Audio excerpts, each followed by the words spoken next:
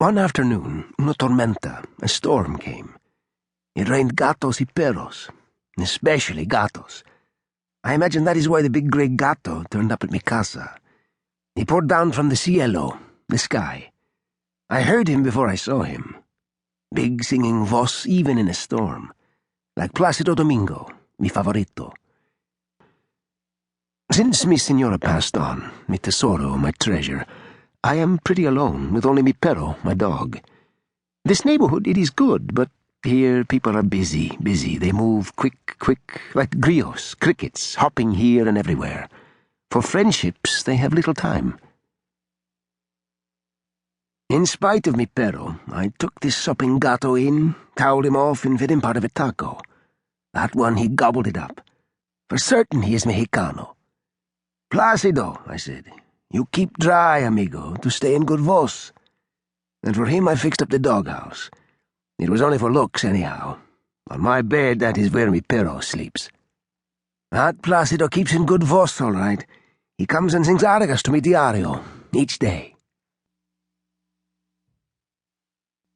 "Move it, you big lump. I'm on duty," I said. Cold day, warm engine. The cat was no dummy.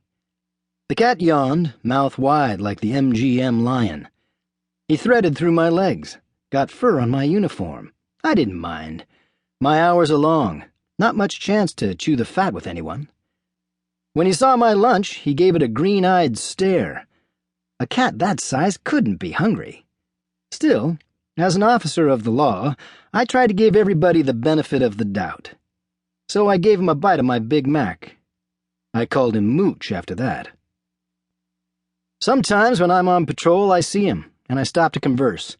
He flops himself in my path to be petted, and he bats those big green eyes and purrs like a Cadillac. I laugh, and I pet him. Once he hopped into my vehicle. "Gonna have to ticket you, Mooch," I said. But I didn't give him a ticket. I gave him some more burger instead.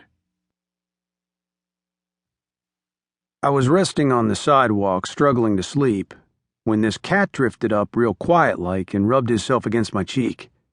I nearly jumped out of my skin, thinking it was the enemy come to get me. I was spooked. But old Kitty, he remained calm. He didn't push me toward friendship, just sat. After I'd caught my breath, slow, he curled up close. Then lightly he placed one paw on my knee. Like he knew my buddies were gone. Like he knew I needed somebody. I can't feed him anything. Can't feed my own self most of the time. Old Kitty, he seems to know that and doesn't beg.